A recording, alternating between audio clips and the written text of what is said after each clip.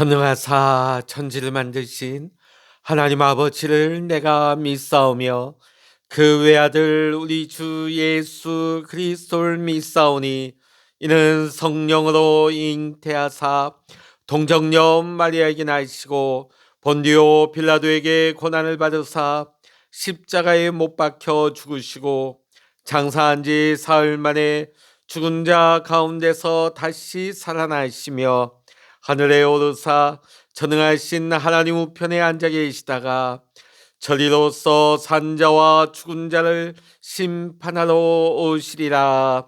성령을 믿사오며 거룩한 공회와 성도가 서로 교통하는 것과 죄를 사하여 주시는 것과 몸이 다시 사는 것과 영원히 사는 것을 믿사옵나이다. 아멘. 찬송가 96장입니다. 찬송 96장입니다. 예수님은 누구신가?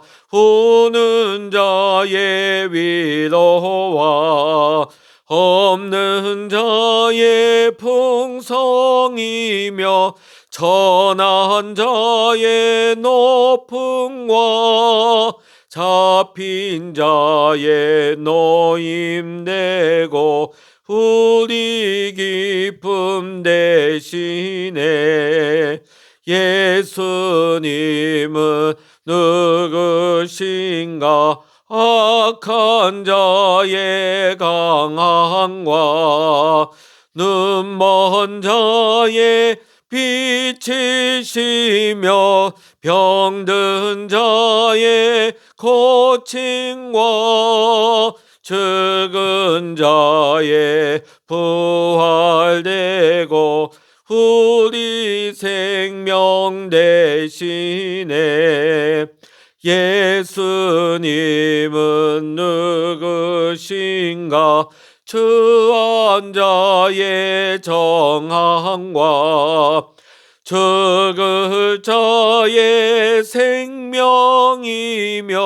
죄인들의 중보와 멸망자의 구원되고 우리 평화 대신에 예수님은 누구신가? 온 교회의 머리와 온 세상의 구주시며 모든 왕의 왕이요 심판하실 주님 되고 우리 영광 대신에 아멘. 이 시간 우리에게 주시는 하나님의 말씀 신약성서 히브리서 4장 14절부터 히브리서 5장 10절까지입니다.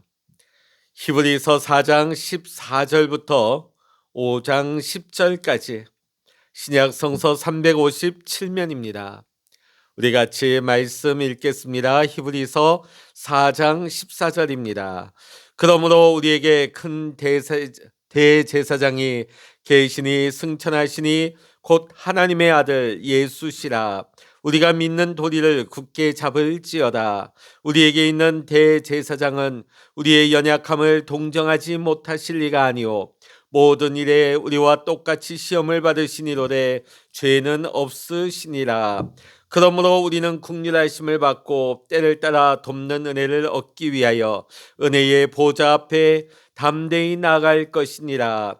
대제사장마다 사람 가운데 택한 자이므로 하나님께 속한 일에 사람을 위하여 예물과 속지 않은 제사를 드리게 하나니 그가 무식하고 미혹된 자를 능히 용납할 수 있는 것은 자기도 연약에 휩싸여 있음이라. 그러므로 백성을 위하여 속죄제를 드림과 같이 또한 자신을 위하여도 드리는 것이 마땅하니라. 이 종기는 아무도 스스로 취하지 못하고 오직 아론과 같이 하나님의 부르심을 받은 자라야 할 것이니라.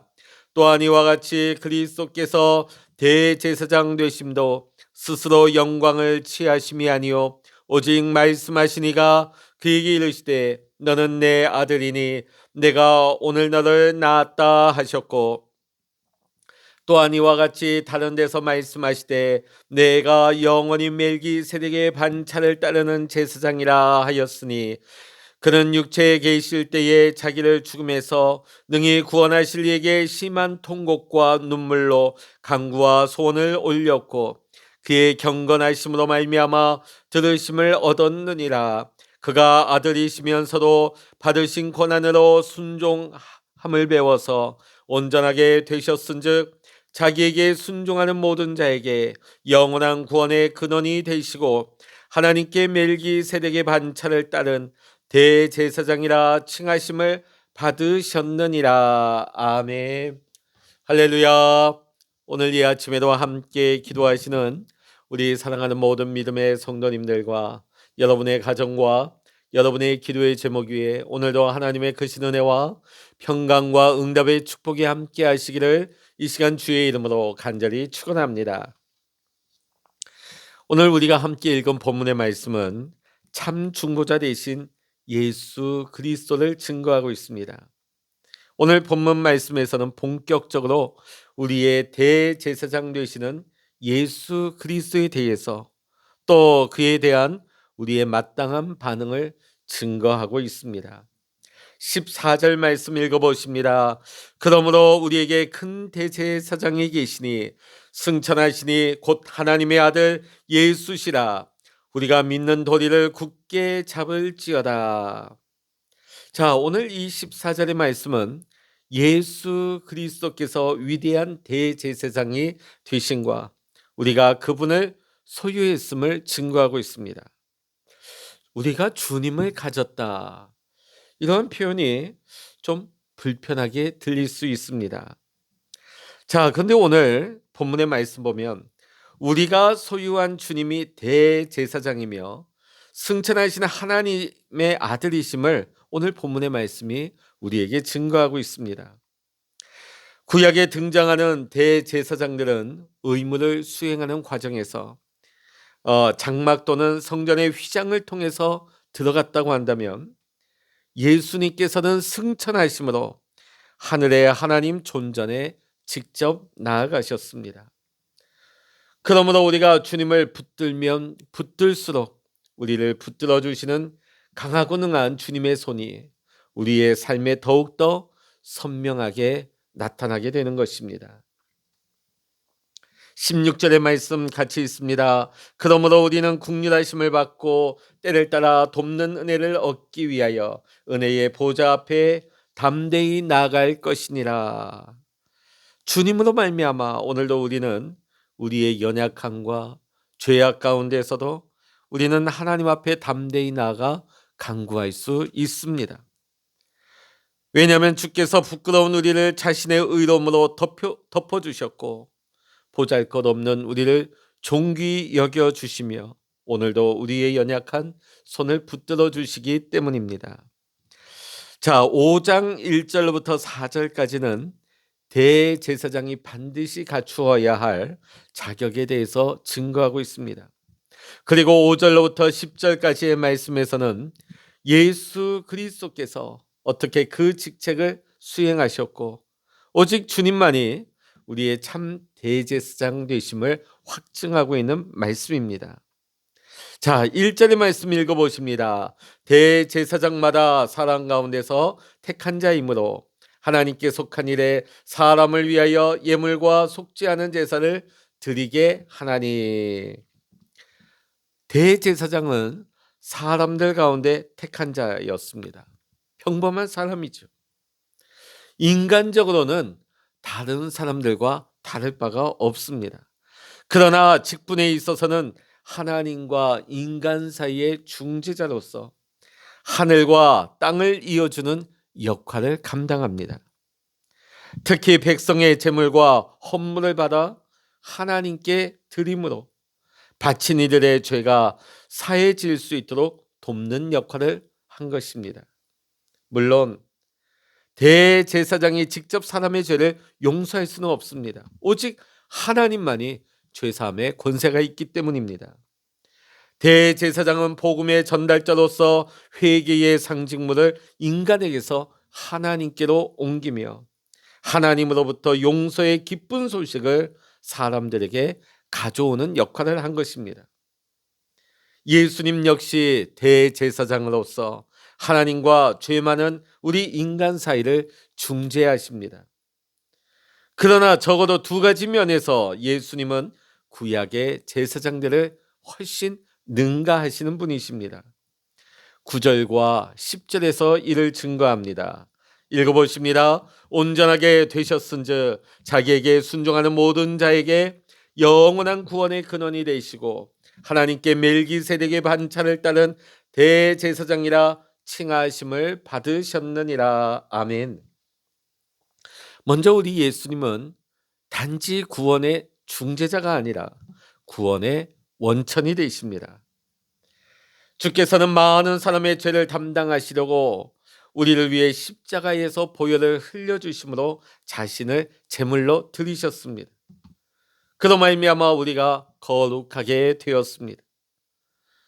구약의 대제사장은 반복되는 죄에 대한 반복적인 제사를 지속적으로 드려야만 했다면 예수님은 단번에 영원한 제사를 드리신 것입니다.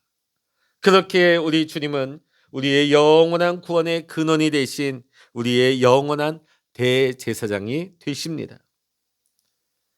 7절로부터 8절의 말씀 보십니다. 그는 육체에 계실 때에 자기를 죽음에서 능히 구원하실 이에게 심한 통곡과 눈물로 간구와 소원을 올렸고 그의 경건하심으로 말미암아 들으심을 얻었느니라. 그가 아들이시면서도 받으신 고난으로 순종함을 배워서.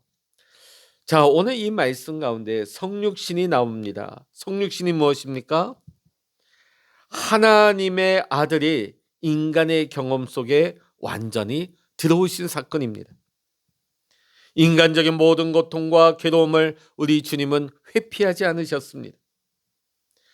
우리 주님은 잡히시던 날 밤에 동산에서 무릎을 꿇고 거룩하신 하나님 앞에 나아가셨습니다. 그 시간 주님은 그의 영혼은 매우 슬펐습니다. 그러나 오직 하나님 아버지 앞에서 위로와 용기를 얻을 수가 있었습니다. 우리 주님께서는 자신을 구원해 주실 수 있는 하나님께 자신을 온전히 의탁하셨습니다. 여기에서 히브리서 기자가 강조하고 있는 것은 예수 그리스도께서 고통을 통해 대제사장적인 사명을 충실히 감당하셨다는 것입니다. 더 나아가 과거의 대제사장들을 훨씬 능가한다는 점도 강조하고 있습니다. 인간이신 예수님은 고통과 연약함으로 인해서 한계를 직면하셨습니다. 그러나 그 연약함은 반발심이 아니라 오히려 하나님을 향한 경외감을 고취시켰습니다. 고뇌와 절망 가운데서도 예수님은 자신이 하나님의 아들이라는 점을 결코 잊지 아니하시고 이러한 주님의 모습으로 말미암아 지금 주님은 하나님의 자녀라는 사실을 망각하고 있는 자들에게 긍휼을 베푸시고 그들을 본향으로 인도하실 수가 있는 것입니다. 4절의 말씀 읽어보십니다. 이 종기는 아무도 스스로 취하지 못하고 오직 아론과 같이 하나님의 부르심을 받은 자라야 할 것이니라. 대제사장이 갖추어야 할 마지막 자격 요건은 하나님께 부름받은 자여야 한다는 것입니다. 대제사장의 직분은 누군가 자원해서 그 자리를 맡는 것이 아닙니다. 스스로의 힘으로 차지하는 그렇게 해서 주어지는 자리가 아닌 것입니다. 이 자리는 아론처럼 하나님의 지명을 받은 사람들만이 섬길 수 있는 자리이기 때문입니다. 마찬가지로 예수님 역시 스스로의 노력이 아니라 하나님에 의해 지명된 대제사장이 되십니다. 히브리서 기자는 이 점을 분명히 하기 위해서 시편 2편 7절과 시편 110편 4절을 인용해서 이렇게 증거합니다. 5절과 6절의 말씀 읽어보십니다.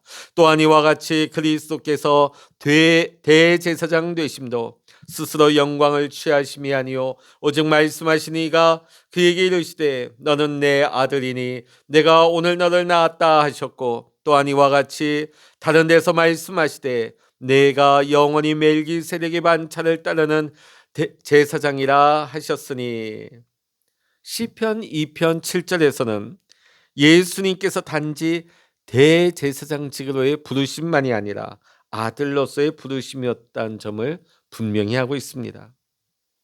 또한 110편 4절의 말씀을 인용해서 예수님은 공생의 동안뿐만이 아니라 영원한 대제사장으로 부르심을 받았음을 증거하고 있습니다. 더욱이 우리 주님은 일반적인 반열에 의해서가 아니라 멜기세덱의 계통에 따라 하나님의 임명을 받은 대제사장 되심을 증거하고 있습니다. 주님은 부르심에 있어서도 우리의 큰 대제사장이 되시는 것입니다.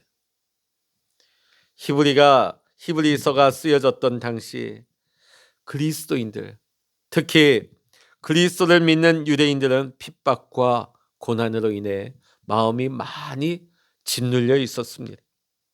그들 스스로는 이 고난을 이겨낼 힘이 없었기에 다시금 유대교로 돌아가려고 하는 유혹에 마음이 흔들리기도 했습니다. 오늘날 우리는 당시 그리스도인들처럼 예수님을 믿는다는 이유만으로 눈에 보이는 핍박과 부당함은 받지 않습니다. 그러나 여전히 우리의 마음을 짓눌러 하나님을 목적 삼기보다 세상과 적당히 타협하면서 살아가도록 하는 수많은 죄의 유혹들, 거대한 세상의 물결이 우리 스스로 이겨낼 수 없다는 것, 이것은 초대교회와 오늘 우리의 상황이 같다 하겠습니다. 그러기에 하나님께서는 오늘 히브리서의 기절을 통하여 우리에게 분명히 말씀하고 계십니다. 우리의 고민과 짓눌림, 우리의 아픔을 누구보다도 잘 아시며 우리의 연약함을 잘 알고 계신 우리 주님, 영원한 구원의 근원이 되어주신 대제사장이신 예수님을 바라보라고 하십니다. 주님은 우리를 긍휼히 여기시며 때를 따라 돕는 은혜를 주시는 분이시기 때문입니다. 사랑하는 성도 여러분, 오늘도 우리는 위대한 대제사장 되시는 예수 그리스도를 의지하면서 나의 힘이 아닌 주님의 은혜로 믿음으로 살아갈 수 있는 우리 모두가 될 수 있기를 이 시간 주의 이름으로 간절히 소망합니다. 기도하시겠습니다. 하나님 아버지, 오늘 히브리서의 말씀을 보면서 우리는 결코 스스로의 힘으로 영과 진리로 예배하는 삶을 살아갈 수 없는 자임을 고백합니다. 우리의 영원한 대제사장이 되어주신 예수 그리스도께서 시험 받으시고 고난당하시며 우리를 위해 피 흘리시고 못자국 난 손으로 오늘도 우리를 붙드시는 주님을 말미암아 주님을 의지하여 믿음으로 살아가게 하여 주시옵소서. 오늘도 우리가 주님과 함께 오늘 이 하루도 영과 진리로 예배하는 순종의 삶, 믿음의 삶을 살아가게 하여 주시옵소서. 우리 주 예수 그리스도의 이름으로 간절히 기도하옵나이다. 아멘. 찬양하라 내 영혼아, 찬양하라 내 영혼아,